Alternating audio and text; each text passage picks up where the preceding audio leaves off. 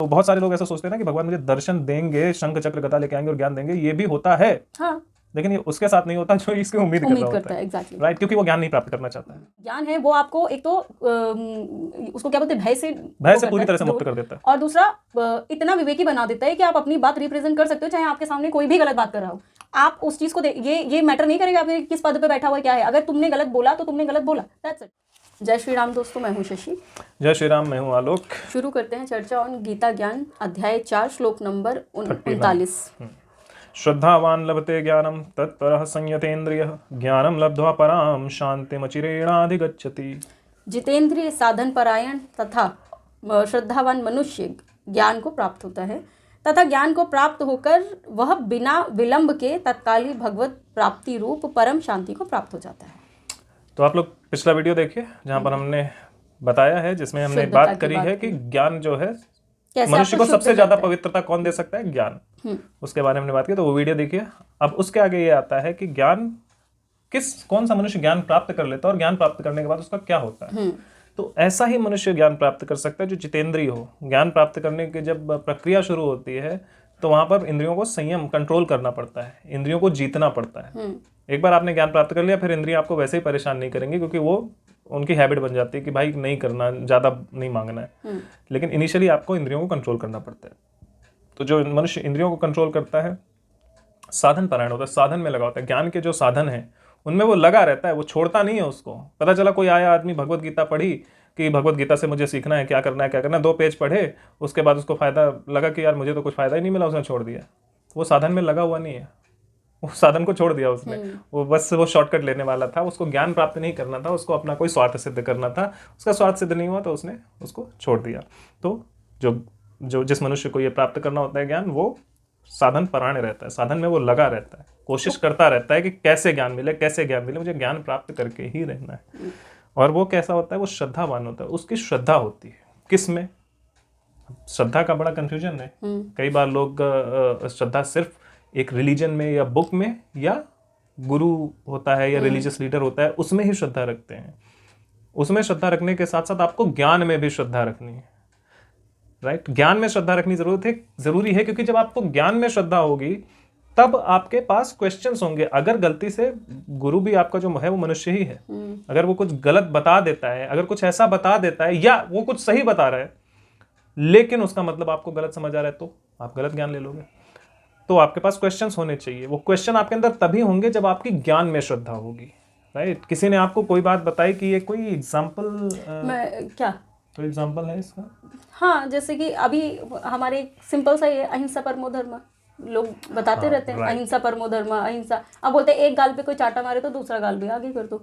तो बट ये अहिंसा की सही डेफिनेशन है ही नहीं। आपने यही समझी कि एक गाल आगे कर दो, दूसरा गाल आगे कर दो, बट उसके बाद अहिंसा परमो धर्म के बाद, और इसलिए आप उसको पालन नहीं कर पाए। हाँ, क्योंकि आपको अहिंसा की एक्चुअल में डेफिनेशन नहीं पता चली ना। अहिंसा का मतलब है कि आपको मारपीट नहीं करनी है, यही तो समझा। लेकिन अहिंसा की एक्चुअल में मारपीट क्या, अहिंसा की एक्चुअल में डेफिनेशन क्या है कि आपको अगर कोई हिंसा करे तो उसको भी किसी भी तरीके से रोकना है ताकि वो हिंसा ना कर पाए। हिंसा को रोकना अहिंसा है। हाँ, हिंसा को रोकना अहिंसा है। आप खुद अगर हिंसक हैं तो हिंसा ना करें, लेकिन कोई हिंसक अगर हिंसा कर रहा है तो उसको रोकना भी तो आवश्यक है, तो वो भी अहिंसा में ही आता है। तो उसको समझ। तो लेकिन आप कैसे, अहिंसा परमो धर्म बोल दिया, एक थप्पड़ मारे तो क्या करे, दूसरा गाल आगे कर दो। तो फिर दूसरा मारे तो वो मुन्ना भाई MBBS में था ना, दूसरा गाल आगे करने के बाद बापू ने बताया ही नहीं क्या करना, तो उसने एक थप्पड़ दिया। क्यों दिया? क्योंकि उसको क्लैरिटी ही नहीं थी ना, उसने क्वेश्चन नहीं। उसको बापू में तो, गांधी जी में तो उसकी पूरी श्रद्धा थी, लेकिन ज्ञान में श्रद्धा नहीं थी। तो जब आपकी ज्ञान में श्रद्धा होगी तो आप बार बार क्वेश्चन पूछोगे। तो जब आपकी ज्ञान में श्रद्धा होगी तो आप, गांधी जी ने जब बोला कि अहिंसा परमो धर्म और गांधी जी बोल के चले गए, या एक थप्पड़ पे बोला उन्होंने दूसरा गाल, तो अब तो वो है नहीं। तो फिर आप क्या करोगे? किसी ना किसी तो पूछोगे, स्वयं से पूछोगे। आपको जवाब नहीं मिलता है, किसी ग्रंथ में पढ़ोगे, कहीं ना कहीं जाके पढ़ोगे और आंसर ढूंढोगे। पता चला आपने किसी से पूछा, और या तो आप मुन्ना भाई MBBS या लगे रहो मुन्ना भाई थी, 2 में से कोई एक थी, वो मूवी देखी और मूवी देख के लगा अच्छा दूसरे गाल के बाद थप्पड़ मार देना है। तो लेकिन आपने सोचा क्यों मारना है, there should be a reason कि क्यों मारा उसने। वहां कुछ तो होना चाहिए, आगा पीछा उसका क्या है। क्या बस इतना ही अहिंसा होता है, या क्या यही अहिंसा है? उसके आगे आपको क्वेश्चन पूछना है। अगर आप क्वेश्चन पूछोगे तो आपको पता चलेगा कि उसने थप्पड़ इसलिए मारा क्योंकि उसको पता ही नहीं था क्या करना है। उसको गुस्सा तो पहले ही बारे में आ रहा था, लेकिन उसने बस सिर्फ क्योंकि इसकी गांधी जी में श्रद्धा थी इसलिए उसने एक थप्पड़ खाने तक एक्स्ट्रा थप्पड़ खाया, उसके बाद दूसरे में उसने वेट किया और उसके बाद उसने उसको जड़ दिया। लेकिन उसको ज्ञान में अगर श्रद्धा होती तो पहले ही ये डिसाइड करता कि ये बंदा सही है या गलत है, या मैं सही हूं या गलत हूं। अगर वो उसको ये पता चलता कि नहीं मैं गलत हूं यहां पर, तो फिर वो उसके साथ अहिंसा नहीं करता, वो एक थप्पड़ खा भी लेता और अहिंसा मतलब उसके साथ हिंसा नहीं करता, सॉरी, उसके साथ अहिंसा का पालन करता, एक थप्पड़ खा लेता और चुपचाप शांति से पीछे हट जाता। क्यों? क्योंकि उसने खुद से क्वेश्चन पूछा कि अहिंसा का हम पालन कर क्यों रहे हैं, सिचुएशन किस सिचुएशन में अहिंसा का पालन करना है। वो उस पर अटैक करने के लिए आया था, और किस लिए आया था आई डोंट रिमेम्बर मच उसके बारे में, कुछ भी उसका अपना पर्सनल झगड़ा होगा, लेकिन पर्सनल मैटर था। तो उसने थप्पड़ क्यों मारा? क्योंकि गांधी जी में उसको श्रद्धा थी। अगर उसको ज्ञान में श्रद्धा होती तो वो खुद सोचता कि इसको मारना है कि नहीं मारना है। ज्ञान में श्रद्धा होती तो वो ये जानता कि किस केस में अहिंसा का पालन करना है, किसके साथ हिंसा करनी है और किसके साथ अहिंसा करनी है।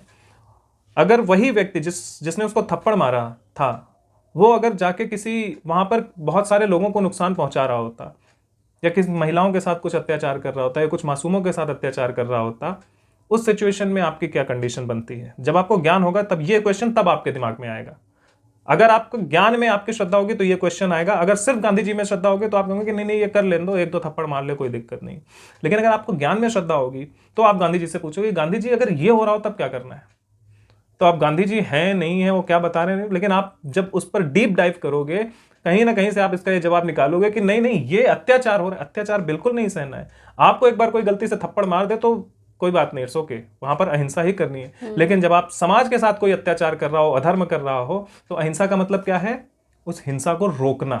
वो कैसे भी राइट। तो उस हिंसा को रोकने के लिए आप क्या करोगे? वो हिंसक मनुष्य जो है अहिंसा के द्वारा रुकता है तो ठीक है, हिंसा के द्वारा रुकता है ठीक है, उस हिंसक मनुष्य को अगर आपने रोक दिया तो उस एक हिंसा के बदले आपने बहुत सारी हिंसा होने से बचा लिया। तो क्या है, बस डिफरेंस इतना ही है कि श्रद्धा आपकी कहां कहां होनी चाहिए। एक जो ज्ञान दे रहा है उसमें श्रद्धा होनी चाहिए, और दूसरा ज्ञान में श्रद्धा होनी चाहिए। क्योंकि जब ज्ञान में श्रद्धा होगी तभी आप सही ज्ञान प्राप्त कर पाओगे। सिर्फ ज्ञान देने वाले में श्रद्धा होगी तो वो जो बता देगा आप चले जाओगे, उससे आपने क्वेश्चन पूछा ही नहीं तो वो क्यों बताएगा इसके आगे क्या करना है। उससे तो लगा कि आप समझ गए, तो इसने उसने अपनी बात कह दी और चला गया, आप समझे ही नहीं। तो ज्ञान में भी श्रद्धा होनी आवश्यक है। तो यहाँ पर एक चीज़ और है कि ज्ञान में श्रद्धा मतलब ज्ञान का मतलब है जो धर्म सिखाए वही ज्ञान है, ठीक है। और दूसरा ये है कि सामने वाला मुझे कुछ गलत भी सिखा सकता है। जैसे अभी अहिंसा का ही हमने एग्जाम्पल लिया, हमारे टीचर्स ने हमको बस पढ़ा एज इट इज़ बता दिया, हमें नहीं समझ आया और हम गलत समझ लिए उसको, या तो वैसे ही यहाँ पर अगर हमें तो पता है कि धर्म के हिसाब से ज्ञान होता है, लेकिन सामने वाला तुमको धर्म ही बता के कुछ गलत बता रहा है, तो तुमने बोला कि क्वेश्चन आएगा तुम्हारे अंदर से, क्योंकि जब ज्ञान की तरफ आप अग्रसर होते हो तो विवेक शक्ति जो है वो ऑटोमेटिकली जागृत हो जाती है। तो क्वेश्चन आएगा, फिर आप क्वेश्चन करोगे, तो वहां पर जो सामने वाला होगा, या तो आप गलत समझ रहे हो या तो सामने वाला गलत समझा रहे हो, दोनों ही केसेस में जब आप क्वेश्चन करोगे तो वो सही चीज निकल के आपके पास आ जाएगी। अच्छा, ये होगा क्यों? अब मैं इसका भी बता देती हूँ ये क्यों होगा। क्योंकि भगवान क्या बोलते हैं कि तुम मुझे जिस रूप में भजते हो मैं उसी रूप में तुम्हारे पास आता हूँ। अगर तुम ज्ञान के रूप में मुझे भज रहे हो, भजने हो ना, ज्ञान ज्ञान ज्ञान करो, हर चीज भगवान है, ज्ञान में ही लगे हुए हो तो एग्जैक्टली जितनी भी शक्तियां हैं जो भी है सब भगवान है, हर चीज भगवान है। ज्ञान भी, तुम्हारा विवेक, ज्ञान, हर चीज सब भगवान है। तुम्हारी आंतरिक प्रक्रिया हो चाहे बाहरी प्रक्रिया हो, सब भगवान है। तो यहाँ पर जब आप ज्ञान ज्ञान ज्ञान ज्ञान ज्ञान प्राप्त करना यही दिमाग में भज रहे हो, तो भगवान फिर ज्ञान दिलवाएंगे किसी ना किसी के थ्रू, उस बंदे के अंदर आके आपको ज्ञान दिलवाएंगे। और ऐसा बंदा कोई अवेलेबल नहीं होगा तो आपको अपने आप को दिलवा देंगे। हाँ, फिर आंतरिक है ना आपका, बड़े सारे ऑप्शंस होते हैं। आंतरिक आपके अंदर से ही आपको आंसर मिल जाएगा, आवाज आ जाएगी। राइट। ये ज्यादातर लोगों के साथ होता है, बट प्रॉब्लम ये है कि वो क्वेश्चन खुद से पूछते ही नहीं कभी। उनको जो बता दिया ऊपर वाले ने, वही मतलब ऊपर वाले मतलब भगवान ने नहीं, उनसे ऊपर जिनको वो समझते हैं, उसने जो बता दिया वो उसी को मान लेते हैं और उसी को समझते हैं कि भगवान ने बोला है। लेकिन अगर आप पूछें तो आपको उसका जवाब मिल जाता है। दूसरा केस एक और भी होता है कि जो बहुत सारे लोग ऐसा सोचते हैं ना कि भगवान मुझे दर्शन देंगे, शंख चक्र गदा लेके आएंगे और ज्ञान देंगे, ये भी होता है। हाँ। लेकिन ये उसके साथ नहीं होता जो इसकी उम्मीद कर रहा होता है। Exactly, right. क्योंकि वो ज्ञान नहीं प्राप्त करना चाहता है, वो कुछ और चाह रहा है। नहीं, उसके अंदर ये चीज एक्चुअली नहीं, श्रद्धा नहीं है, श्रद्धा नहीं है, उसके अंदर ये अहंकार है कि मैं देखो मैं कर लूंगा प्राप्त। और दूसरी चीज उसके अंदर श्रद्धा भी तो नहीं है। श्रद्धा नहीं है तभी तो अहंकार है ना। हाँ, तो उसके अंदर श्रद्धा कैसे नहीं है, अब इस पे हम बात कर लेते हैं। श्रद्धा इसलिए नहीं है क्योंकि उसको इस चीज पे शक है ना कि ये जो है ईश्वर ऐसा नहीं होता। हाँ। क्योंकि अगर उसको पता होता कि ईश्वर, उसको अगर इस बात पे विश्वास होता, श्रद्धा होती कि ईश्वर से, तो उसको इस बात से फर्क नहीं पड़ता कि ये चक्र लेके आ रहे हैं या बिना चक्र के आ रहे हैं। उसको ज्ञान से मतलब उसे पता होता कि दे तो यही रहे हैं, लेकिन क्योंकि उसके अंदर शक है तो उसके अंदर श्रद्धा, शक और श्रद्धा दोनों एक साथ नहीं हो सकती, इसलिए उसके अंदर श्रद्धा नहीं, और श्रद्धा नहीं तो ज्ञान नहीं। बिल्कुल। और ज्ञान आपको कॉन्फिडेंस देता है अपनी बात रखने की, फिर वो कोई भी हो आपके सामने। आपको जो ज्ञान है वो आपको एक तो उसको क्या बोलते हैं, भय से पूरी तरह से मुक्त कर देता है, और दूसरा इतना विवेकी बना देता है कि आप अपनी बात रिप्रेजेंट कर सकते हो, चाहे आपके सामने कोई भी गलत बात कर रहा हो। आप उस चीज को ये मैटर नहीं करेगा आप किस पद पे बैठा हुआ है, क्या है। अगर तुमने गलत बोला तो तुमने गलत बोला, दैट्स इट, और मैं उसके जवाब दूंगा। हाँ बिल्कुल, और मैं निडर हो के मैं जवाब दूंगा। उसके बाद चाहे तुम्हारी पूरी फौज खड़ी हो, सबके सब झूठे हों, मक्कार हों, वो फिर मुझे रौंद डाले, मुझे कोई फर्क नहीं पड़ता, लेकिन मैं जवाब दूंगा।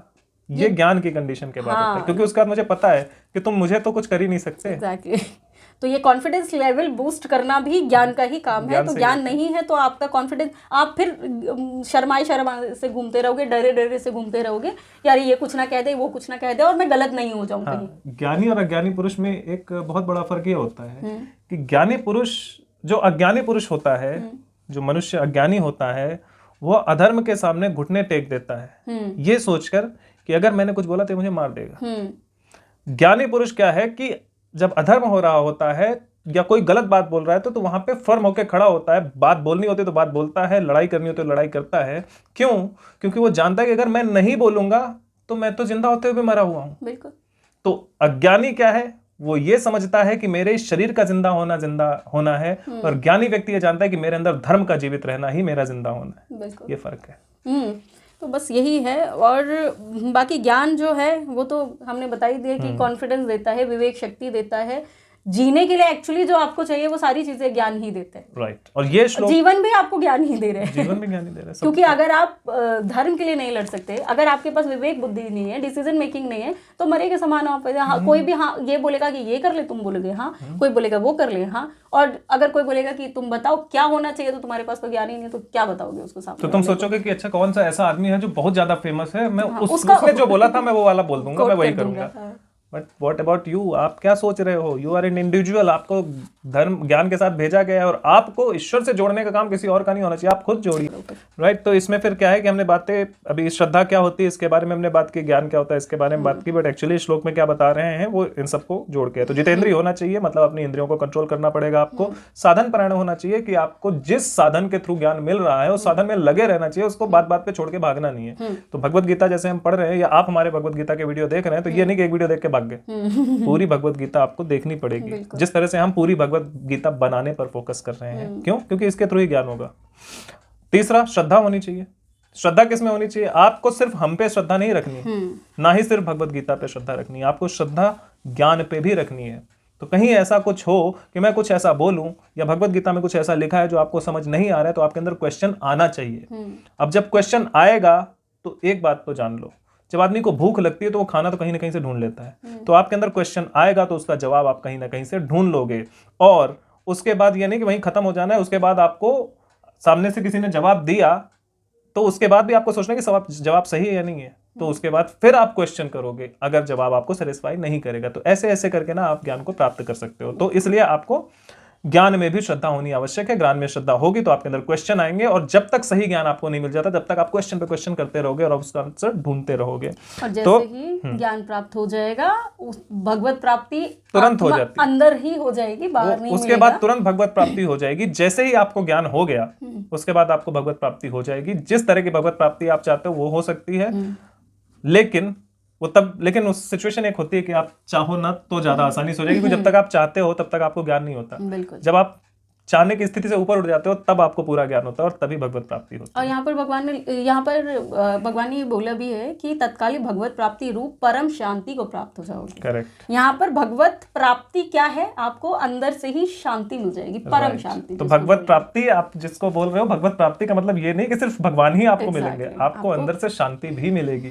बहुत सारे लोग इस तरह के क्वेश्चंस मैंने मतलब गुरु जी लोगों से करते हुए उनको सुना है। इस तरह से भगवत प्राप्ति हो जाएगी, भगवत प्राप्ति होगी तो फिर उसके बाद मैं क्या करूंगा, उसके बाद मेरा अगला जन्म नहीं होगा। भाई भगवत प्राप्ति होते ही शांति हो जाएगी, उसका जन्म होगा, मरण होगा, नथिंग इज रिक्वायर्ड। वो that is the next level, क्योंकि भगवत प्राप्ति हुई तो बस आपको परम शांति मिल गई। अब उसके बाद क्या होगा इसका कुछ सोचना ही नहीं है। तो ये हो गया श्लोक नंबर 39। हाँ ठीक है। तो श्लोक नंबर 40 हम अगले वीडियो में करेंगे। तब तक के लिए जय श्री राम। जय श्री राम।